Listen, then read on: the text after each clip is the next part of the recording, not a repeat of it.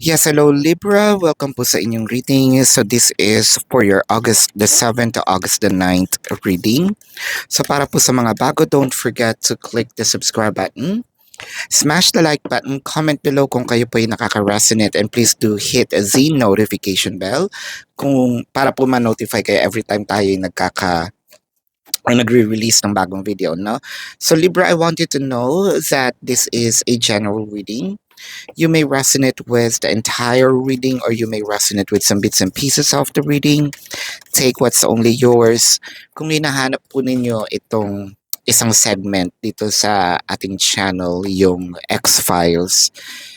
If you still care about your exes, doon po sa Facebook, no, naka-post itong mga videos na yon. Again, the Facebook account is Pabaylan TV. No, hindi kayo maliligaw kasi verified naman yon. So magsimula na tayo, Libra. So parang meron ditong nagsasabi or nasa sa loobin nila, no? Alam kong itong person ko is nagbabago. Hindi man niya sa akin sinasabi, hindi man niya sa akin um, binabanggit, pinapakita, no, itong behind closed doors ng kanyang pagbabago. Alam kong my person is exerting an effort, para either magbago or pasayahin ako. Chances are, sabihin natin, itong taong ito is lumaki ng, sabihin natin, hindi maganda yung upbringing. No? There's no judgment naman kasi they are a victim of what happened to them from the past.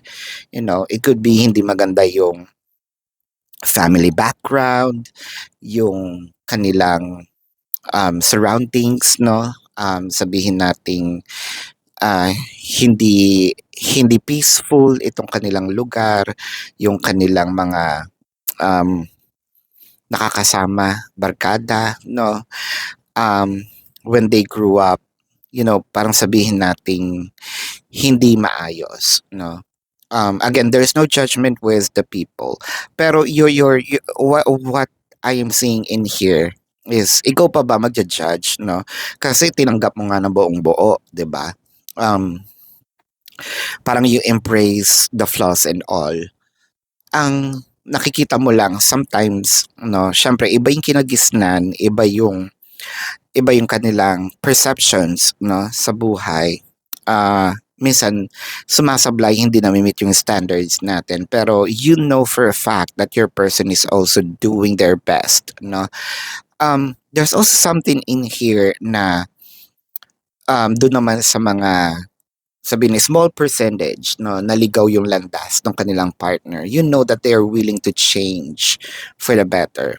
Not because this is what you want, kasi gusto rin naman nila yon for self-improvement and also to elevate the connection, no. They're doing it for you, um para mas maging karapat dapat, no, sa buhay mo, no. With the 10 of swords, the ace of swords, the knight of swords. So I feel like ngayon pa lang ito ginagawa ni person dahil nagkaroon kayo ng separation, whether it is a physical or energetic separation, no. Physical separation, that's actually yung lumayo, no. Kumbaga self-explanatory, nasa ibang lugar, no. The person might be in a different city, state, county, country, different continent, no. It doesn't matter, basta nagkaroon ng separation. Now, with a 10 of swords, yung energetic separations naman, probably this might be, nakikita nga kayo, hindi naman kayo nag-uusap, no. Hindi, or blinak yung isa, hindi na ganon ka ayos. Kumbaga nandun pa lang to sa nasa rock bottom, no, ng situation, no. Meron pang somewhat connection pero lumalabo. Clarifying the 10 of swords, the full card, and the sun. So what I'm seeing in here, baka also, if this is not an age gap, that we're talking about. It can be a May December love affair. It may not be. Pwedeng konti lang din yung agwat. If we're not talking about age gap, probably yung maturity. Ito ang tinatawag natin kaninang perception. Yung views sa buhay. Probably sabi ng isang tao dito, I'm immature, no? Or isip bata, no? Hindi pa niya naiintindihan na ang mundo ay somewhat unfair, no?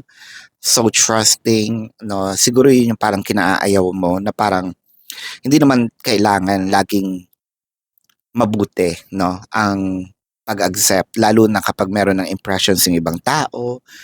Kaso parang sa kanya nga lahat mabuti, no? Walang masamang tinapay.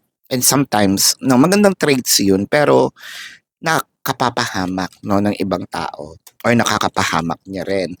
With the Six of Cups and the Three of Pentacles, I feel like because of these separations, no, mas naging, believe it or not, mas naging focus, no, siya sa pagbabago, no, pagbubuti ng kanyang sarili. Mas naging focus siya sa relationship, kahit in separations kayo. So parang ginagawa ko to para maging karapat-dapat muli, no, sa aking person, kay Libra.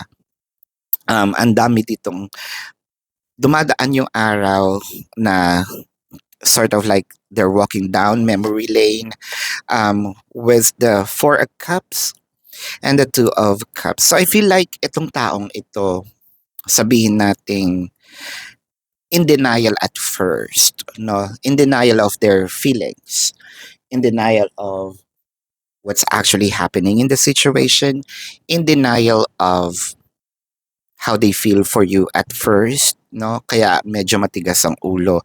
Pero nagkaroon ng separations, I feel like doon nila naisip na ay iba pala ang mundo, iba pala ang buhay kapag malayo ako kay Libra. Ngayon mas na-appreciate niya yung presence mo, mas na-appreciate niya yung mga ginagawa mo. Kaya nga meron siyang binabago unti-unti sa sarili niya dahil sa pagmamahal niya, dahil sa value na nakita niya. Yun lang, nangyari lang ito nung nagkaroon ng separations. The Hangman, the Lovers, and the Two of Pentacles. Now, eto na ang parang plot twist. So, siguro si Libra nagdadalawang isip ngayon, no? Siguro sabi, nangako ka na dati, hindi naman siya natutupad. So, bakit ako maniniwala ngayon? Nung tayo nga 'di ba? I'm already watching you. You're under my watch. Pero nagagawa mo itong mga bagay na sabihin nating nagagawa mo pa rin yung mga bagay kahit nandiyan ako. Ngayon pa kayang wala ako, 'di ba? So how am I sure na totoong nagbabago ka na, no? So parang nandito parang na lose, nawala ng tiwala, nawala yung enthusiasm ni Libra, no? Parang sinasabi niya dito is you're a lost hope, you're a lost case. With the Ten of Cups and the Judgment, hindi sa nawawalan ako ng tiwala sa iyo. Well, ayun na nga, papunta na doon. Mahal kita pero sana kung totoong nagbabago ka, no? Sana't dire-diretso, sana hindi napuputol, sana consistent, sana focus, no? With the Ace of Cups and the Seven of Wands, alam mo, nakikita ko dito maraming probably test na ginagawa si Libra para kay person, or si person, no, marami ding sabihin nating posts or direkta, no, na sinasabi na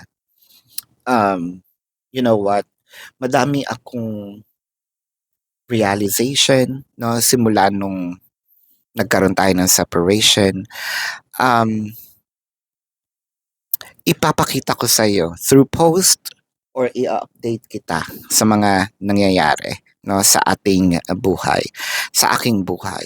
Um, I'm willing to wait, for that time na mabigyan mo ako ng chance, no? Hindi kita mamadaliin. I'm here habang nagbabago ako, no? Um, Sana dumating yung time na bumalik yung tiwala mo sa akin. So Libra, let's check here the emotions. This could be your emotion or your person's emotion, no? Uh, do you miss me the way I miss you? And I need some more time before I can come to you. So it felt like etong do you miss me the way I miss you to si person, no? Parang nasasabi ka rin ba, no? Ganun lang na lang din ba ang pangungulila mo sa akin? Kasi ako nangungulila talaga, no? I need some more time before I can come to you or I can accept you. Ito siguro yung sinasabi ni Libra na ah, hindi sa sinasarado ko ang pinto, no? Pero kailangan makita ko ang pagbabago para masabi natin na you're welcome back in my life, no? Um, to see is to believe. Keep doing it, no? I am still watching you, no? I'm still observing you.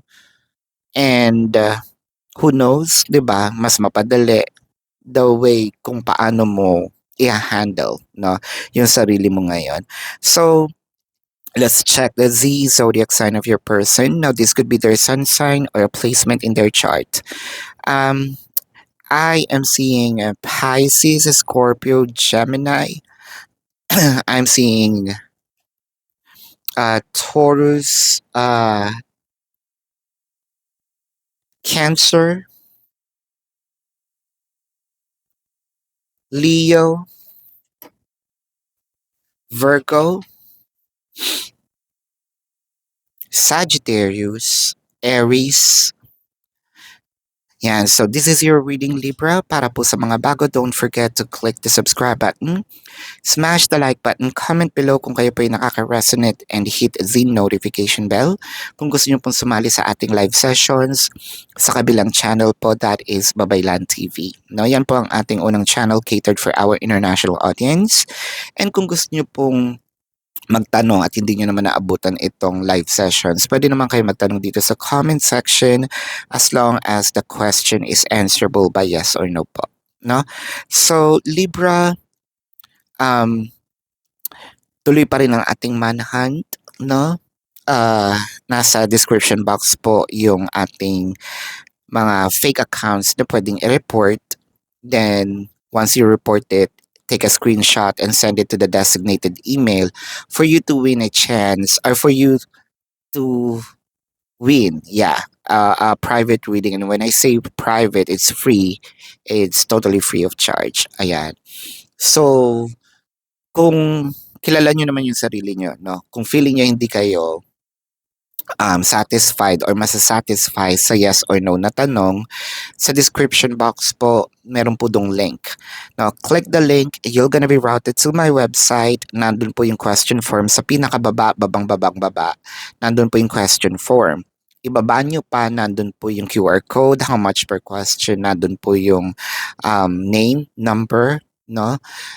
For your reference. Ayan. I also created a 4 questions plus 1, so take advantage of it. That's already a discounted price. If you want to book a personal reading, kung urgent po, no, nandun naman siya sa ating description box din. Makikita nyo sa mga QR codes, may mga labels po siya. So, check on it. Kung hinahanap ninyo itong X-Files, no, yung readings natin sa mga exes, nilipat ko na po siya sa Facebook para po hindi nag-aaway-away dito sa YouTube, no, kasi baka ako ang malintikan, no, masara lahat. So doon tayo sa Facebook, yung at least lahat ng nandun sa Facebook still care for their exes. Ayan. So this is your reading, Libra. Love and light. Namaste. See you po sa susunod na reading. Goodbye.